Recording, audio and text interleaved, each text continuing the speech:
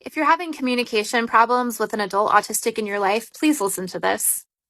Some of the fundamental qualities of autism, which impact the way that other people experience us in conversations, are the fact that we overshare information, that we tend to struggle with the social cues of a back and forth in a conversation. Sometimes we perseverate, meaning that we will go on about the same thing beyond what would generally be considered normal. We are fidgety. We struggle with tone and inflection and body language. Sometimes our eye contact is off. Sometimes the way that we word things comes across funny, or we don't pause long enough between words, etc., etc., etc. These are all fundamental aspects of autism that are actually considered like diagnostic criteria, and thus they are a part of who we are, and they are default behaviors that don't signify anything about our moral or ethical intentions when we are speaking with you. Unfortunately, autistic people are raised to believe that most of these behaviors are signs that somebody is being dishonest or that they are trying to establish some kind of dominance over you. We are seen as having ulterior motives or not having your best interests at heart when we engage in behaviors that are literally just a part of how we operate naturally without any hidden meaning behind them. This gravely affects relationships because when a person encounters an autistic person and they have this internal set of beliefs that these types of behaviors are indications of dishonesty or hidden motives or whatever, your brain is naturally going to pick up on that subconsciously without you even realizing it. And then you're going to subconsciously start filtering everything that you notice in us through this lens that we can't be trusted. This means that innocuous things that we do, which you would generally not even notice in other people, are going to be picked up on. And anything that we do that is actually more egregious, or if we make a mistake or even do something harmful, you're going to experience it as a much higher level of violation than you otherwise would because you were already primed to be afraid and suspicious of us. So that kind of behavior is going to confirm for you that you were right all along, that we're not safe, even though in another relationship, that same behavior would not even clock as a very big deal because you would recognize, oh, well, this is a generally safe person. We don't get the benefit of the doubt from most people that we are generally safe. And unfortunately, this is a subconscious thing that's happening without anybody even realizing it. This has all been shown over and over again in studies. So unfortunately, even if we want to believe that this isn't how the world operates, it is.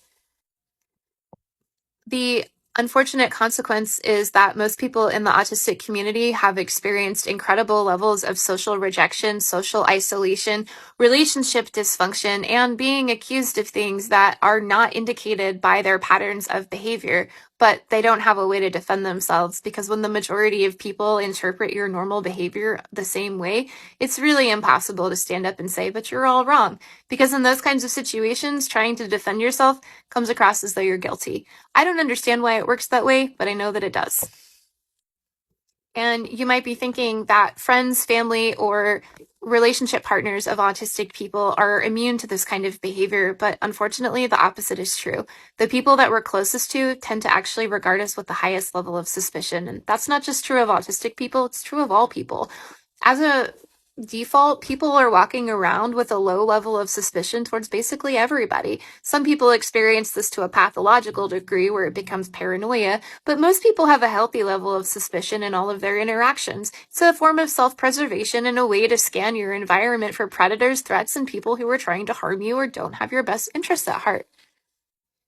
In close personal relationships, the stakes are much higher because people who have access to our vulnerabilities and know the things that can harm us have more ability to hurt us or lower our rank in the social hierarchy. They can destroy us from the inside out. So even though you would think that suspicion would actually be reduced in your closer relationships, a lot of the time it's not. A lot of the time it's elevated. This is behind a lot of the failed relationships in the world, unfortunately. People give in to their suspicion and fear more than they communicate openly and honestly and provide each other grace and benefit of the doubt based on what we can observe. We get all caught up in our feelings a lot as a species. The unfortunate reality is that the autistic person in a relationship with somebody who is functioning this way, which, by the way, is most people, we're going to be regarded as even more suspicious and untrustworthy than most because we're already going to be triggering a lot of people's spidey senses just by existing. So when relationship dysfunction happens, one, if autism is known as part of the relationship, it's going to automatically be blamed. And two, the things that we do because of our autism are still going to be interpreted as things that we're doing because of our morality, which is unfair and dehumanizing, but something that we don't have any tools or power to fight against. All of that rests in the people who are actually performing that behavior towards us. And unfortunately, when somebody is experiencing distress in any kind of relationship with us, and they're automatically assuming that their interpretation of our behavior, meanings, words, or motives is correct, they're usually going to seek advice and validation from other non-autistic people who are going to interpret things in the same way because they've all been socialized to see certain patterns of behavior as certain things. And this is not for me to say that it's not okay to trust your gut instincts, but more to say that gut instincts are actually not a gut instinct so much as they are a learned pattern of behavior that you've come to recognize over the course of your life. And a lot of times those can be wrong, especially if you have been through trauma or you have been socialized in dysfunctional family systems. Also to say that I've been in a situation where somebody told me that they couldn't possibly be viewing me through an ableist lens because they had talked about things with their therapist who's had some autistic patients before.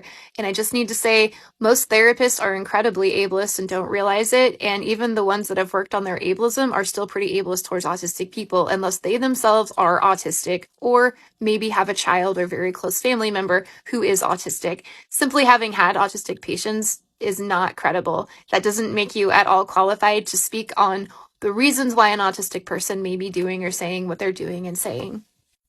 The entire reason that autism is considered a different neurotype is because it means that our patterns of thinking and behavior and relating are not going to fall in line with what is expected of us, and that the explanations for our patterns of thinking and behavior are often not going to match what you think is going on. So just because your brain sees that I've said X and done Y and Z, so therefore I must be doing this, that doesn't make it true. The best thing that you can do for the autistic people in your life is ask them why they're doing something. Ask them why they said something. Ask them if there's any more information behind what they just said to you. Most of the time, there's not. It's part of our diagnosis that we are very forward with people, and we are usually not hiding anything. But if you constantly view us through a lens of suspicion, not only are you being ableist, but you are dehumanizing us. You are removing from us the neurotype that drives how and why we do and say the things we do. And you're showing us you don't care enough to take the time to learn. It's not that hard. It just requires that you set aside what you've decided is true about the world and take time to get to know your autistic person a little more thoroughly. Unfortunately, most of us don't experience many people across our lifetime who want to do that. And that is why we have some of the highest rates of social isolation and suicide of any group. I hate to be that grim about it, but I think it's important that people understand that even if you don't mean to be viewing us through these lenses of preconceived notions and suspicions, you're still going to do it. It's just the default way of human functioning. So if you're having struggles with an autistic person in your life, especially around communication or understanding, please consider some of these things that I've shared, because most of us have experienced a lifetime of being rejected and regarded as people that can't be trusted, and it's not valid and it doesn't match our behavior, but we can't do anything about it. We have no power in this game. All we can do is tell you.